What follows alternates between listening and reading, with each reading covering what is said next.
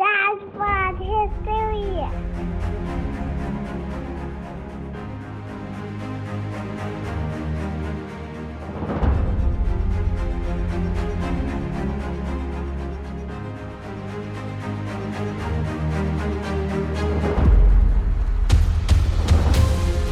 What's up, everybody? Welcome to this episode of Dad Bod History, where the takes are old and the beer is cold. How you doing, Eric?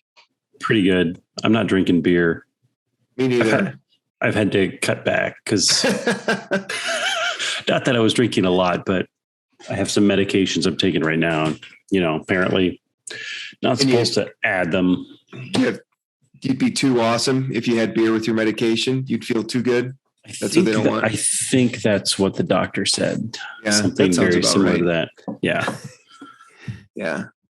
We highly recommend you drive heavy machinery. Yeah. Yeah. Drive that, drink a beer, and take 3 of these and tell us where you end up in the morning. So, well, I mean, I guess you just finished your 4th decade. You're in your 5th decade now. It's true. It's true. How you doing, man? So here's the thing. So I hit 40 yesterday and nothing happened. Nothing particularly happened. But I was thinking about it today and I'm wondering, like, when was I supposed to feel like an adult? Because I haven't gotten to that point. And I assume the times I feel most like an adult is when I'm buying something and the person says, how would you like to pay for it? And I have an answer immediately, which is very rare. You know, most of the time it's like, oh, I haven't really thought this through. So I don't know. Like, I don't know if I've ever really. You don't feel like an adult when you're taking care of your kids? Like, you just feel like a bigger kid who's taking care of some kids? Yeah. I mean, they're still mine. There's a point at which I'm just like, what am I supposed to feel like as an adult? I mean, there is this massive weight of responsibility constantly all the time, but, you know, I generally feel like almost like there's an imposter syndrome. Like, oh, I'm an adult and people expect me to have this responsibility and do these things all a certain way. And I'm like, really? Like when, you know, maybe it was when I rented a car for the first time and I was over 25. That's a big moment. But still, I was just like, I've been an adult now for 22 years, technically. And I'm not sure at what point I was supposed to, the switch was just supposed to flip for me. It's funny because when I turned 18, also your screen froze again. But when I turned 18, I felt like I went and bought a scratch ticket. Because you could buy scratch tickets, right? Like, that was something you could do. But I didn't feel like an adult. I just felt like a kid buying a scratch ticket from the gas station. That's funny that you say that. That's how I feel most of the time. Okay. And I know I still get carded once in a while. That feels good. Nice. But the other thing I'm thinking of is, like, again, I'm an adult, I'm responsible, and I generally think I am, but I work in education. Other parents not only entrust me with the care and education of their own children. At, my school, they actually paid money for that. And I want, like, really, me? Like, I feel like moments ago I was in college with you and I really wouldn't have trusted us. So I don't know. There's just this imposter syndrome going on, and it's not a bad thing. It's just something I reflected. I'm like, oh, so this. I felt like there's supposed to be something else I was supposed to feel, but I guess not. Well, in 40, as they say, it's not 40 anymore. It's like the new 30. And I do think there's some truth to that, because I just remember, and maybe my kids will tell me in 20 years, but I remember looking at my dad and my mom. I'm like, they are weathered. Like, they've been through the ringer. Like, life was tougher for them than it is for me. And, and 40, like a generation and 2 generations ago, 40, like, you were getting close to retirement. Like, it wasn't like halfway through your life. Like, if I live another 40 years, that's almost expected now. If you lived another 40 years back then, you were ancient. Like Yeah. you were one of the old ones on a mountaintop. One of the elders, as it were. Yeah, So I think that's part of it. Yeah, it is. But I also think we look at our parents as weathered, and I think you and I basically just sit inside all day and work inside. That's true. We're not. My physical hardship is not nearly. The sun has not kissed me like it has kissed others. Yeah. So yeah, your dad professionally flew close to the sun and stared it down. That's what he did, and that's how he kept his youth. Yeah. He got all that vitamin D. He was like, take this. Anyway, happy birthday, man. Woo, thanks. And I share, I think it's fun. I share a birthday with your son, which is awesome because he did a great job at picking that day. He did. I share and he did choose that day. Yeah, with my late friend. His son was born a year ago on my birthday as well. So we've got a few. It's a good day. It's a good day. I have to give a shout out though here. And I think I put it in the notes. So a month and a half ago, somehow Dad Bod History on Twitter won some contest from another podcast. So they sent me a bunch of swag. So I wanted to show it off because, so this is the Tattoo Squid podcast. It's Dre Tattoo Squid. It's TA, the number 2 Squid podcast. And, he just said, hey, you won this stuff. I'm going to send it to you. And I'm like, well, this is the headquarters for Dad Bod History. So I got this stuff the other day. And it's fun stuff, but it's very much not me. And that's okay. Cause I think their podcast is a bit darker, kind of into the pop culture of like the horror genre and some of that kind of stuff. And that's fine. Sure. So here's the bag. Nightmare on Elm Street, Sweet Dreams. It's just cool. It's a tote bag. Maybe I'll go grocery shopping with it. But again, I've never watched those films. They terrify me. Here's another thing. It's his hat. It says "Good Guys," that's and I don't know the reference, but underneath it's Chucky. So it's got to be from Child's Play. Yeah, something that I would not. The commercials for those terrified me as a child. So now I have these things in my home. I got a couple of these things. So what's going to happen is your kids are really going to get into Chucky and Nightmare on Elm Street. That's what's going to happen. No, they love it. They can't stand to see commercials that are creepy. Some bag straps. Now, this one is like a PlayStation bag strap with Japanese on it. Now, what's interesting is I've had nearly all the Nintendo products, had a couple Xbox products. I've never owned anything PlayStation. So this is one of those, it's like it's cool, but it's not something I've done. But this one is the Triforce Zelda. So that one is one that I'm like connected with. And this one I think you'll enjoy most. It's an umbrella, and I really wanted to have it ready to open, but I just don't have space. Yeah. It's a Harley Quinn umbrella. Very cool. So yeah, there she is. I like that. Yeah. Harley Quinn. Awesome. I may have to send that to you. Have you seen the Suicide Squad? No. It's pretty good. No. Check it out. I don't want to spend a lot of time talking about it, but it was much better than the one that came out several years ago. So, that was, I think that completed all the swag. There's the Tattoo Squid podcast, cool stuff, guys. Thanks for the, thank you. That's awesome. It was kind of cool to get that and then open it while my children were standing around trying to explain why a doll had a knife. It was fantastic. So I'm in the same boat. I'm not a big fan of horror. I don't like paying or intentionally making myself scared. That's not a thrill for me. And I get why some people do, and that's fine, but that's not I honestly think I saw the Scream films. I think the last thing I went to see in a theater was the Blair Witch Project. That was like 99. Yeah, no, it was my first semester in college, and the college that we went to in Wisconsin was, surrounded by wooded areas. For some reason, after the movie, we went and just parked the car and walked through the woods. I have no idea what these other people I was with were thinking. I was terrified. Yeah. Okay. It was awful. Oh, we watched The Exorcist in our dorm room. Remember that? We did? I don't. Or were you? No, that was I don't before think I you. was there yet. No, that was like Joel and Jim and Mike, and they thought that would be great to watch that. And I was just like, this is the worst thing ever. So Awesome. all right.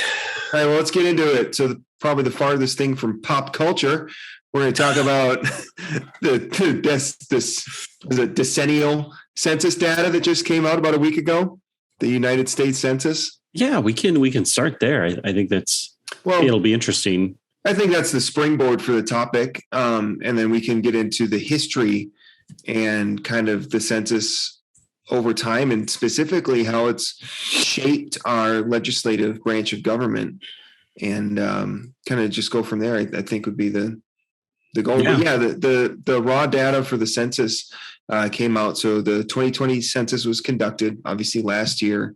The data came out, I think, August 12th of this past week or so. And there's some interesting things there. One of those is... Really? Was it that recent? The data? Yeah. Well, yeah, I mean, they conducted it and they compile it. And then, a few months ago, they said, all right, well, here's the states that are going to get another seat, and here's the states that are going to lose a seat during the reapportionment. But the actual data came out as far as the demographics. One real interesting thing was the population of people that are white or declare themselves white declined for the first time, I think, since ever, since the 30s. I think it was it was the first time it's declined ever, but it's one of the lowest rates since the 30s.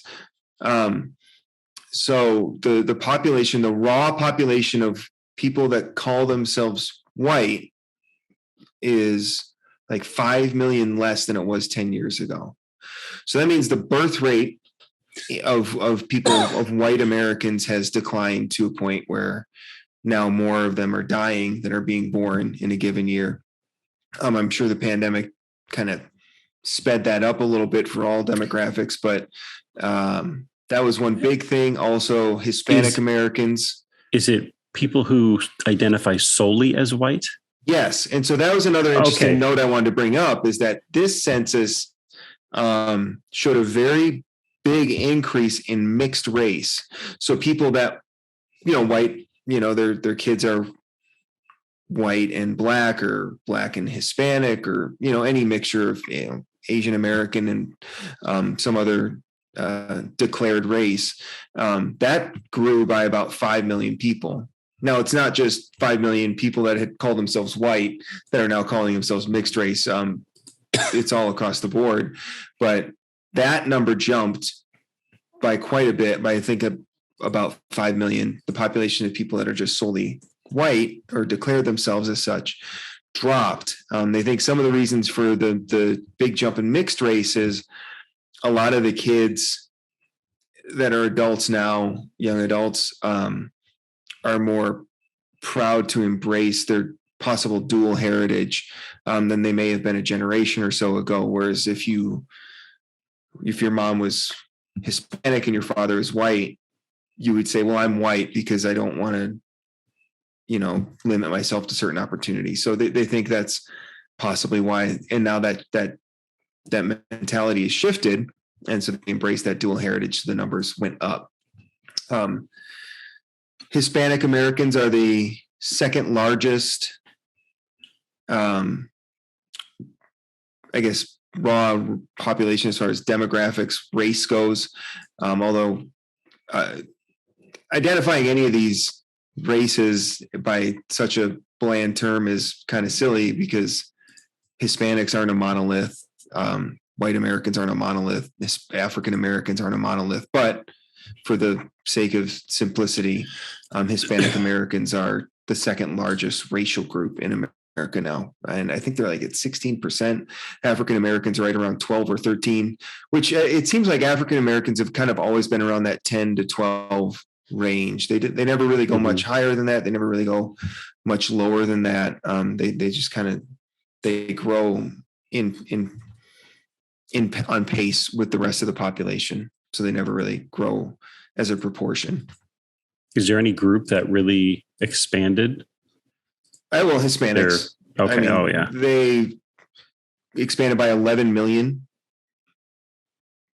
from 2010 to 2020.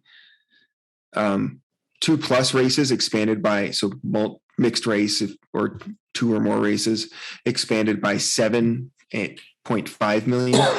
African American increased by 5 million. Black, which I think is people that have emigrated from Africa but aren't descendants of slaves. I think that's a separate category. 2 million. This is just from 2010 to 2020. Other races grew by about 1 million, which could be any mix of, I guess, just anywhere else in the world. Asian Americans, sorry. I apologize. Asian Americans grew by 5 million. Black grew by 2 million. So I said African American. It's Asian American grew by 5 million. Hawaiians, Pacific Islanders, 140,000. And then, as I said before, white Americans or Caucasians decreased, an outright decrease, not a decrease in proportion, but a decrease in actual raw numbers by 5 million. So a lot of interesting data for this past 10 years that I'm sure is going to get dissected ad nauseum because now this sets up the redistricting battles across the country and reapportionment battles across the country as well. So this is interesting. I'm looking back at the form, a sample of the form. Mm-hmm. And, when it comes to the race questions, these ones are always interesting. And I see these a lot because I do our standardized testing at school. And these questions are similar.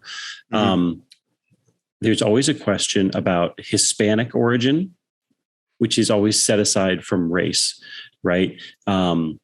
Is the person non-white Hispanic, right? Right. Are they? No, not of Hispanic, Latino, or Spanish origin. Yes. And then it says Mexican, Mexican American, Chicano. Yes. Puerto Rican. Yes. Cuban. Yes. Another Hispanic, Latino, or Spanish origin, Salvadoran, Dominican, Colombian, Guatemalan, Spaniard, Ecuadorian, all that kind of stuff, which is really interesting that Spaniard is included in that. And I want to look back at one of the definitions between the difference between Hispanic and Latino.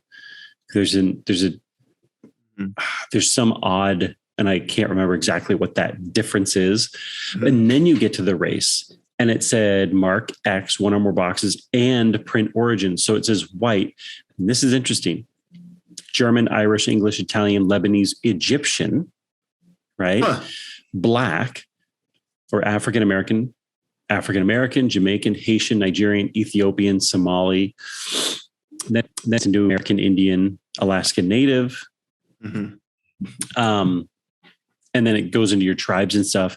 Then there's just check boxes: Chinese, Filipino, Asian, Indian, Vietnamese, Korean, Japanese, Native Hawaiian, Samoan, Chamorro, other Pacific Islander, and then specify other Asian, specify. And then the checkbox at the bottom, some other race, print race, or origin.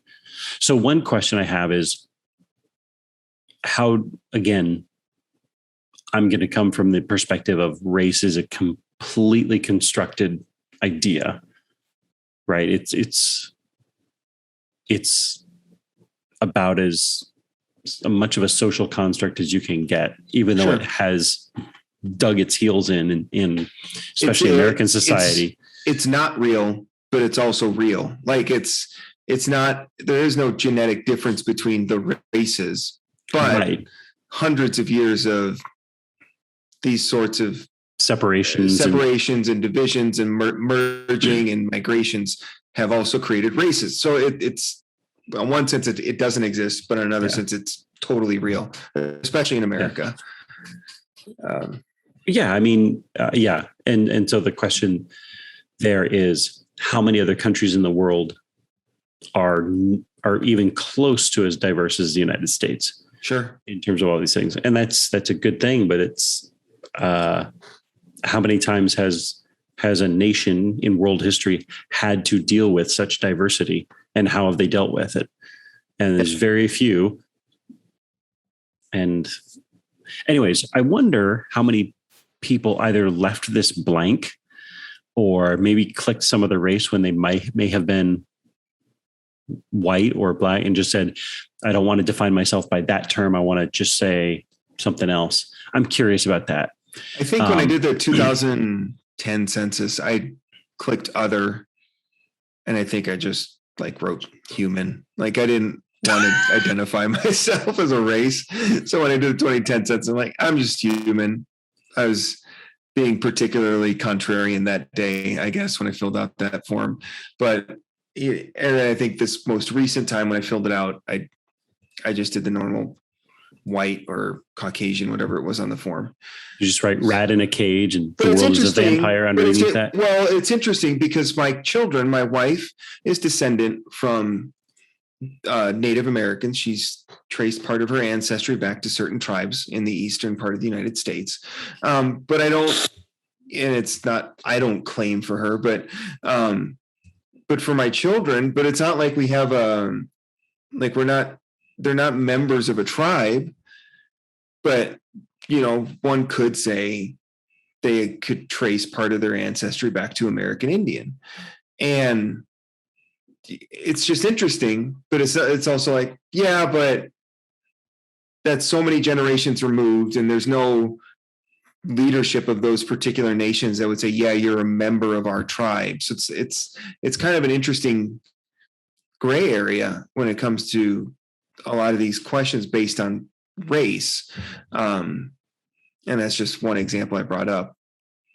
So, but yeah, a lot of interesting data that came out of this census that really shows the increasing demographic shift of the United States, and whether or not you believe, races are real, but how we identify ourselves is very real. And for example, right now, the 2020 census shows the percentage of population that is declared white is 57.8%. That's a decrease of 7 percentage points from 2010, which was 63%. In 1980, it was 79%. Also, in 1980, go ahead. What was that percentage of? 79% of the population in 1980 was white or declared white. Oh, okay. Now it's only 57%. So it's been a very steady, strong decline from 40 years ago. Conversely, Hispanic Americans only accounted for about 5.4% of the population in 1980. Now they're at 18% of the population. So they're almost 1/5 of the population of the United States. So it's a very interesting demographic shift. As I said, African Americans, basically the same, 11%, 11, 11, 12, 12, 12. Asian Americans has also increased. I think they're actually the fastest growing demographic in the United States as well. So there's just a lot of interesting shifts, which is going to impact how districts are shaped for the next 10 years. Because it's not just based on the numbers, but it's also based on the shape and the demographics of those numbers in certain areas. So anyway, we'll get into that. But Eric, you brought up this topic specifically with the 1929 Reapportionment Act. And what that did was set our members of the House of Representatives at 435 members. I believe in 1910, when they did the census, they couldn't decide on the numbers, and so they were at 435. Well, so in 1911, they had the Permanent Apportionment Act of 1911, and what that did is it set the number at 433, and it set aside 2 representatives for Arizona and New Mexico that would be joining the Union very shortly. The Reapportionment Act of 1929 then kind of sealed that deal, I suppose. It made it kind of stuck in terms of they were going to remain at 435 because they had set it at 433. But what this did was initially in the Constitution, it said every state should have at least 1 representative per state, and that no more than 1 for every 30,000 persons, right? So Once you were representing under 30,000, you were in violation. But the Apportionment Act of 1929 kind of threw that part out and just said, we're going to stick with 435. And if we add new states, what they did in 1959, when Hawaii and Alaska joined the Union, they temporarily bumped it. They gave them each a representative without taking from other states. So it went to 437. And then when the 1960 census happened and they recounted, then they had to pull those two representatives from other populations, right? And they reapportioned them, which is right where the word comes from. Yep. Right. And so one of the other things that the 1929 law did is that it also, obviously, one of the issues that the United States has been dealing with since the early 1800s is around 1840. I believe the number of representatives in Congress was roughly 200. Well, between 1840 and 1910, that number, since they were always adding representatives, doubled. And so they said, well, in the early 1900s, it was going to be impossible for you to bring in 600, 700, 800 representatives. And so they said, we're going to cap this at 435 because we literally can't fit them in the building. So they capped it. And what that has ended up with is the average number of Americans that a representative represents is now roughly 750,000 people. In Montana, the one representative there represents over, like 994,000 people. And Rhode Island, it has the smallest district with 527,000. So you have this wide, vast difference. But it made sense at the time, 100 years ago, to say, we can't have people traveling across the country to come vote. And I'm glad you brought those numbers up, because I just did a little simple math here. And in 1929, the population of the United States was roughly 121 million people. Divided by 435, that would come up to about 278,000 people per representative. So about 250,000 people per representative. Today, the population is 331 million people, which comes out to, as you said, 750,000 people per representative. So as the population has essentially almost tripled, the size of each district, numbers wise, has also almost tripled, because we haven't increased the number of representatives to coincide with the growth in our population. And now the United States population is steadying out. It's growing much more slowly. So you could theoretically keep the number from today consistent for a while without having to add numbers later in the future. But I would say, based on what you just mentioned, Eric, we are wildly underrepresented in this country as a result of the Reapportionment Act of 1929. Yeah. And probably one of the most striking, and obvious problems brought about with the Reapportionment Act of 1929 is where, it capped the representatives. That's one thing. They jumped to 437. It's not reapportionment. It's the Permanent Apportionment Act of 1929. Right. Okay. We keep saying reapportionment. Sorry. Well, it's listed in a couple different places with different names. Okay. Reapportionment, permanent apportionment. I don't want to get called out it's got two different names. Sure. But one of the things it also did is that it basically took any reference to districts and got rid of them, so that it did not include wording for how districts should be drawn for the boundaries. And so what this did is that said, okay, state legislatures would now be in charge of that. Now, there's currently 13 states that have independent commissions that draw the district boundaries. Mm-hmm. And there's another 3 or 4, I believe, that have an independent commission, but the legislature still has the up or down vote on what they come up with, which still leaves 35 34 states where the state legislature gets to draw the boundaries. And if you've seen some of the boundaries, you know that the whole idea of gerrymandering, where you can draw boundaries to give your party an advantage, is a very real thing. Yeah. And it's a problem, but nobody in power is going to vote to take away one of their methods of maintaining power. It's not going to happen in states controlled by Democrats or states controlled by Republicans. They're not going to give that up. It's happened in Arizona has an independent commission, and that's good.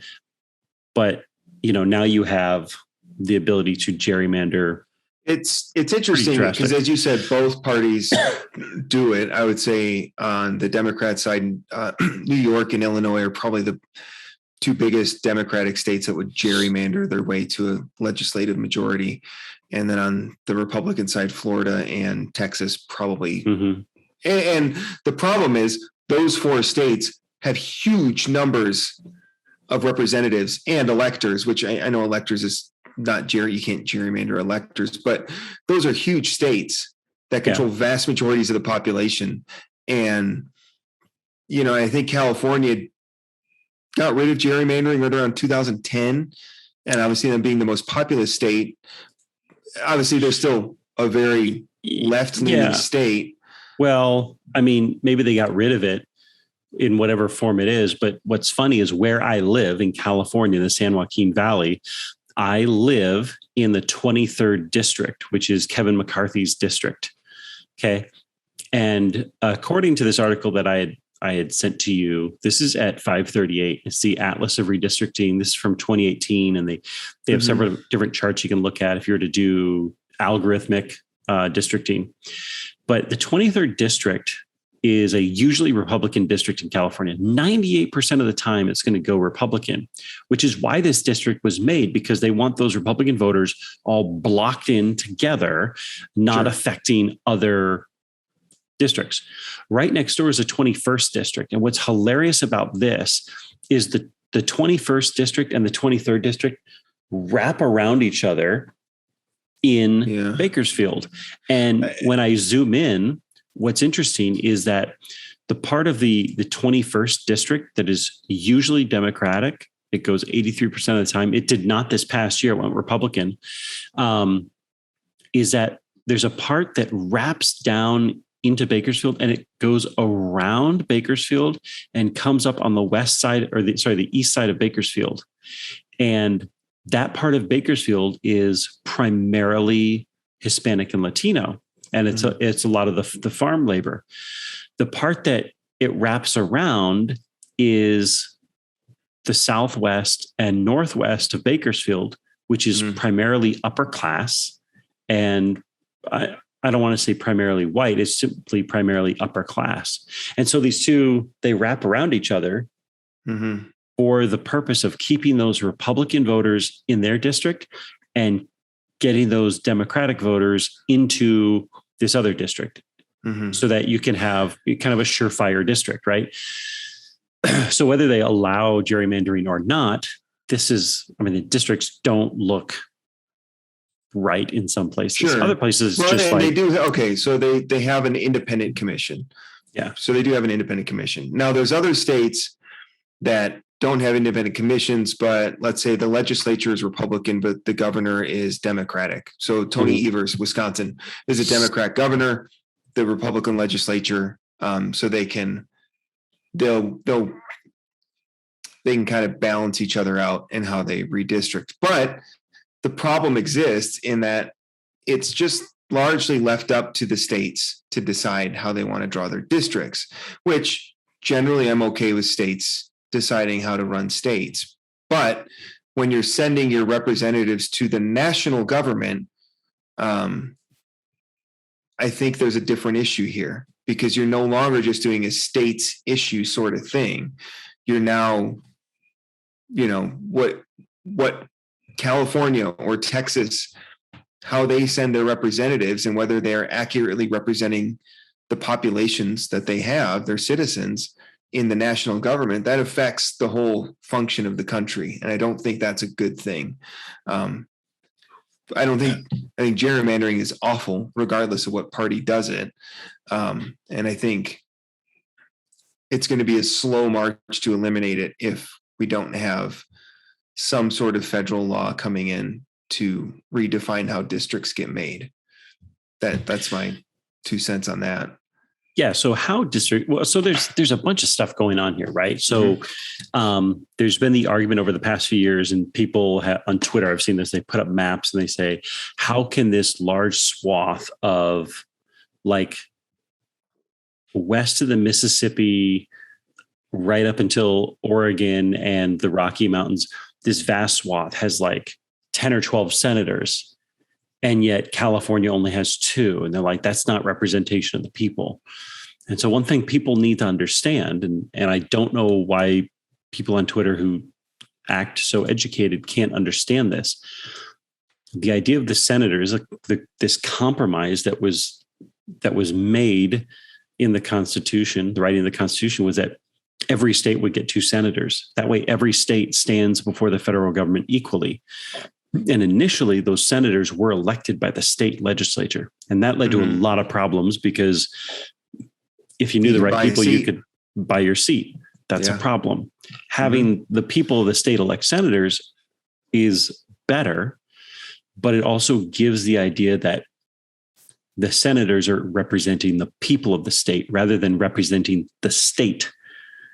And there's a difference there, because they're representing the government of the state to the federal government. Sure.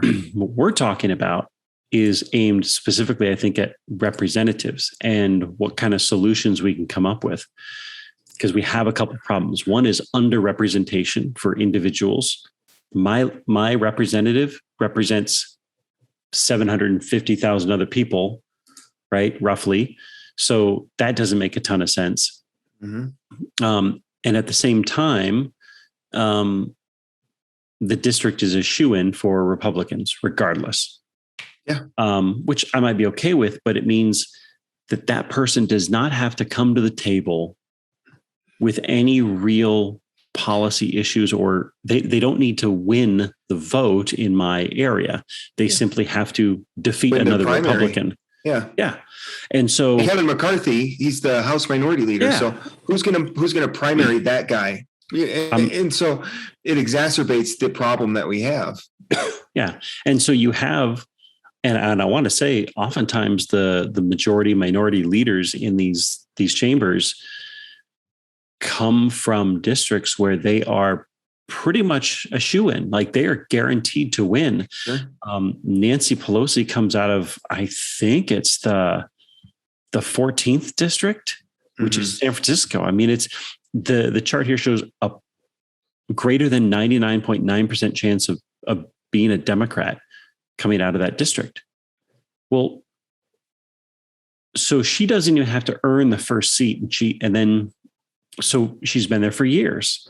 And how many other of these representatives have been in these positions for years, and they've rarely faced a threat of losing an election. So they can be more extreme in some of their positions, whereas somebody in a swing district really needs to play to the middle, which is where compromise gets done. So the one issue is underrepresentation. So let's deal with that. Yeah, let's deal with that. So what are some solutions to resolving the underrepresentation? Because as we said, in 1929, it set the number at 435. And it's been that way for almost 100 years now. And now, as you said, Eric, you have 750,000 people being represented by one person in Washington. Whereas when this was originally set as law, that was 1/3 of the size. So it was one person per 250,000 people, which is still a lot, but a lot less. So what are a couple options that we have that we could increase the number of representatives, not arbitrarily, but based on real numbers? I mean, you can set it at a different number. You could say one representative for every 250,000, 200,000. You're always going to run into the issue, regardless of how you do it, that some districts, because they're states with small populations, some districts are going to be much larger than districts in other states. Sure. Right. So the problem now is that, what is it? Was it Wyoming that I said, represented by 900, the one Montana. representative, Montana, one representative represents 900 some thousand people. The smallest district in Rhode Island is 500 some thousand. So obviously the more representatives you have, the more, the smaller the range between those becomes. But my favorite thing that I've come across is the cube root rule, which is simply the population, and take the population and find its cube root. That is the number that can be multiplied into it 3 times to reach that number.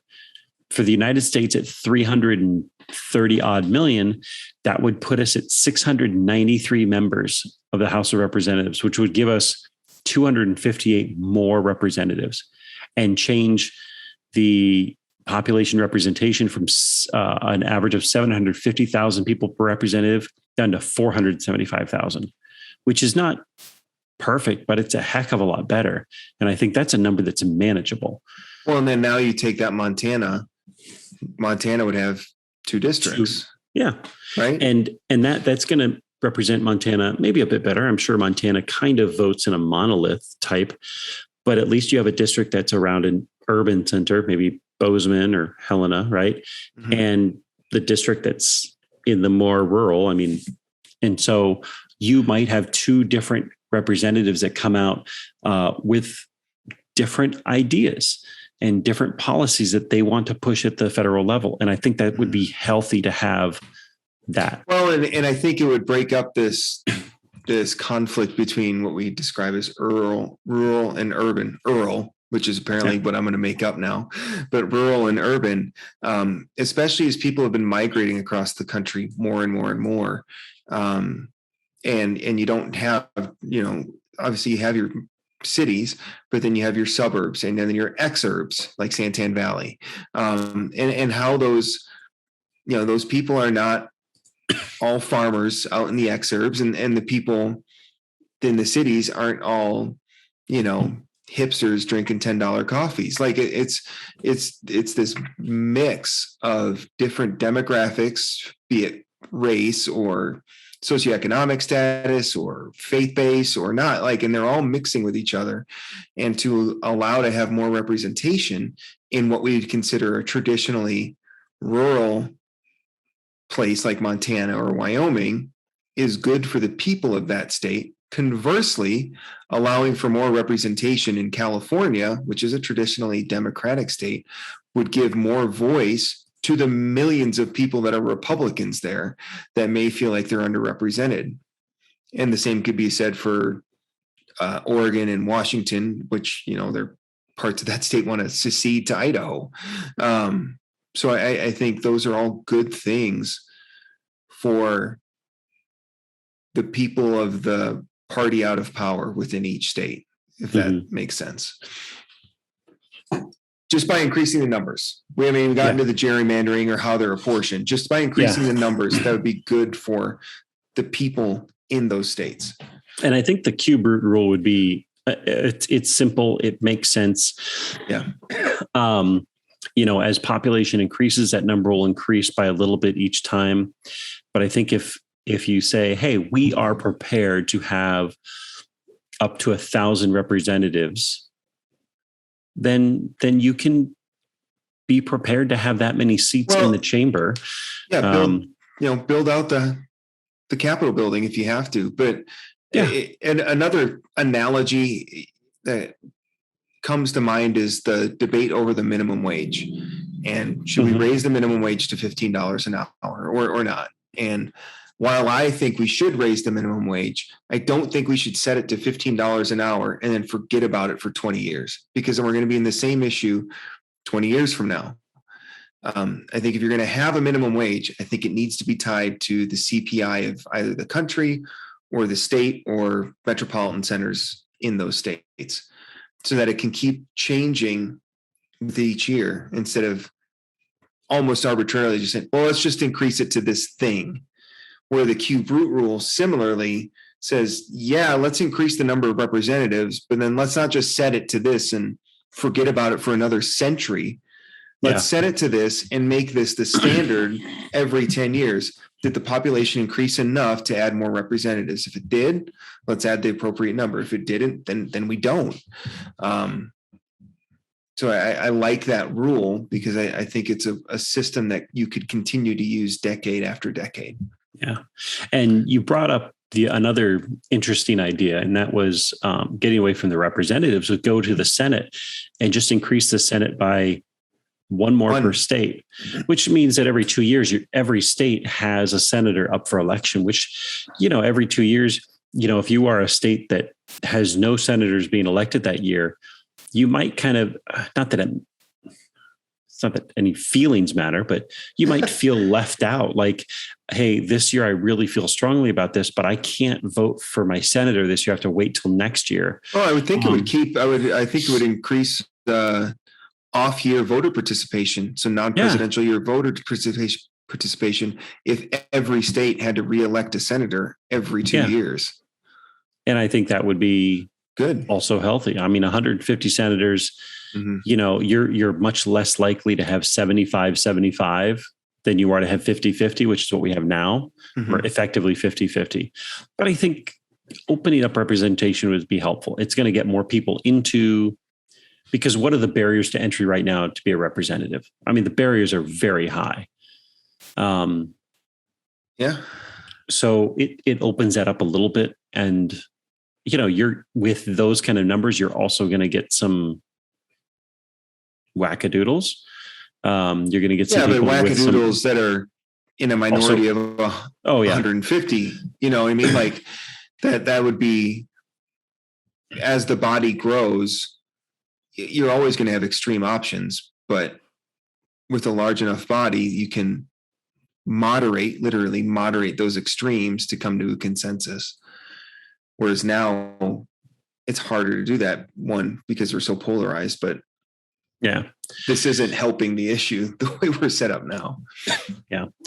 Then the other solution, or another solution to kind of help, is how we draw districts. Because like we said, districts are drawn by a committee or by a legislature.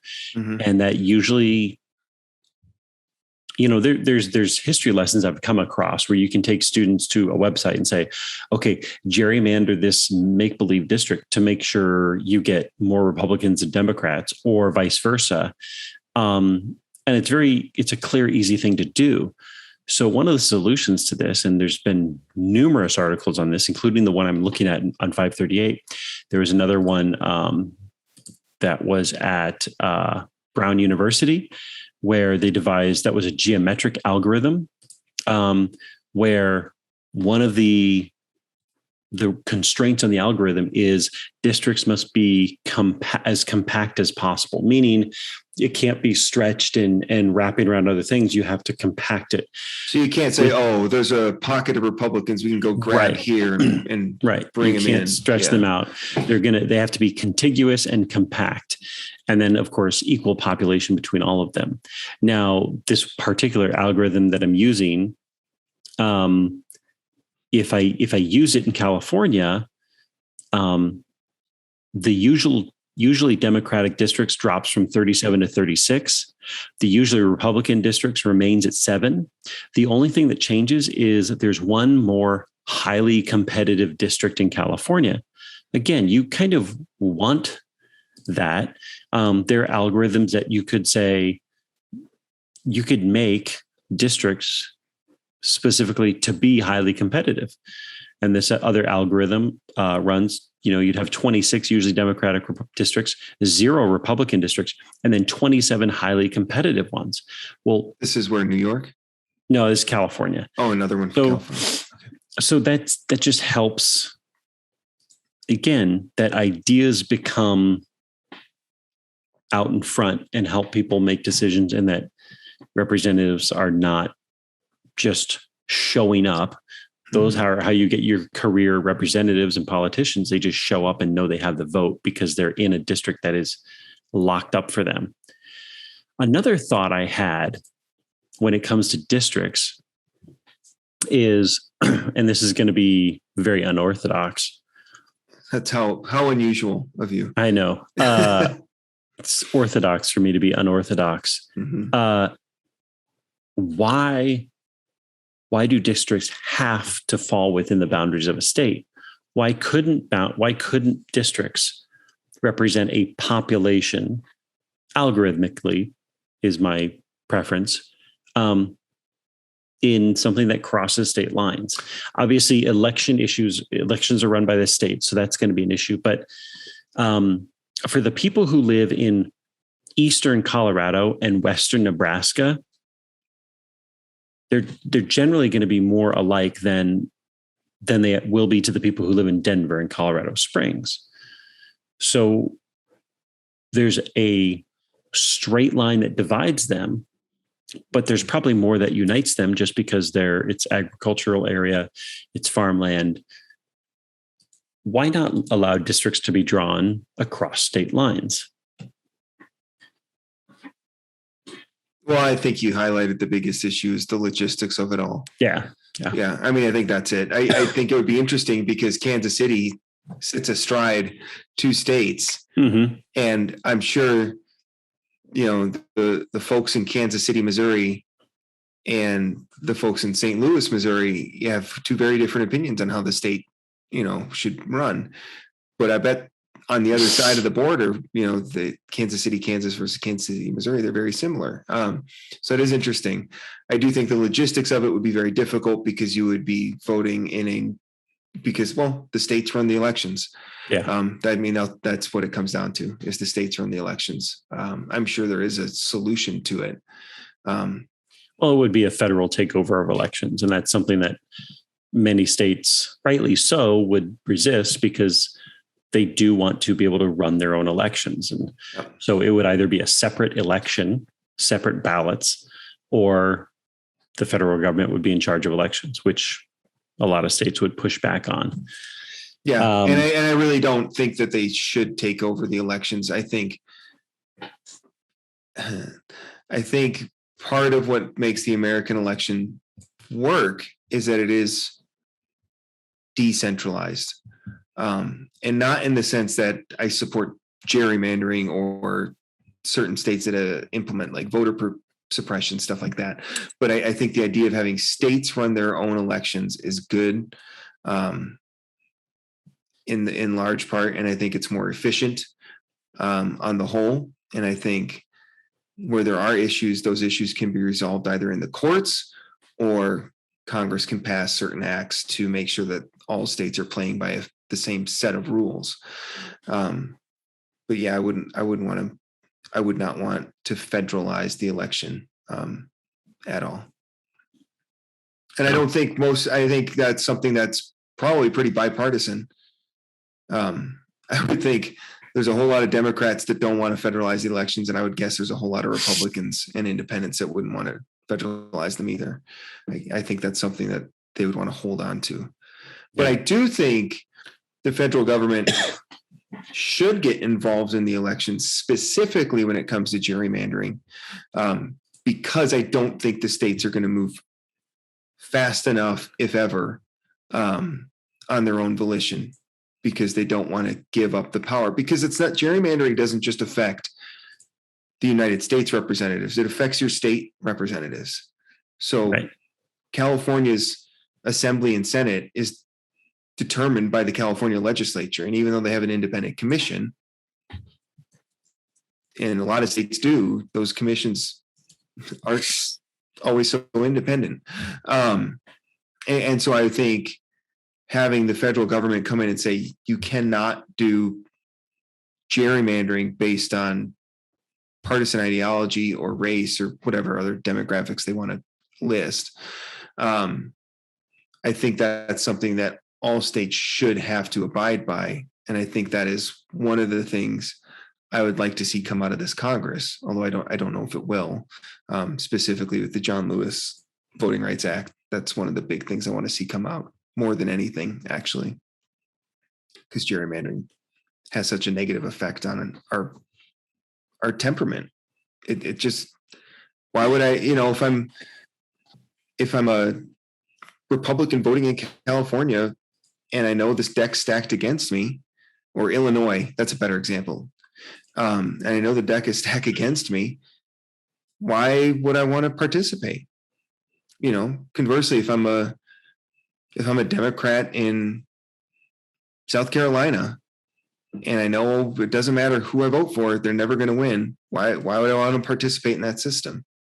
And I think that's something that eliminating gerrymandering could help, not just the actual numbers, but help our temperament and our feelings. And maybe we don't want to talk about feelings in politics, but I think it matters when it comes to stuff like this. If you don't feel represented, if you don't feel that you have true representation, then you don't want to participate. You don't feel that it does represent you.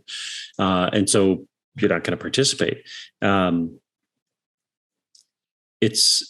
think the one thing that would have to be federalized is districting. Mm-hmm.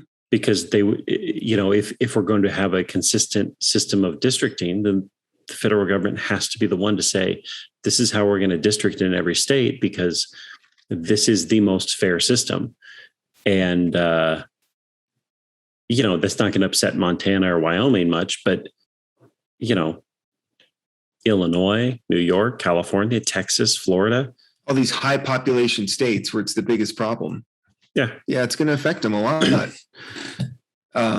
Well, it's funny because I don't know who said it or where I saw it, but someone said gerrymandering is the system of government where the representatives get to pick their voters.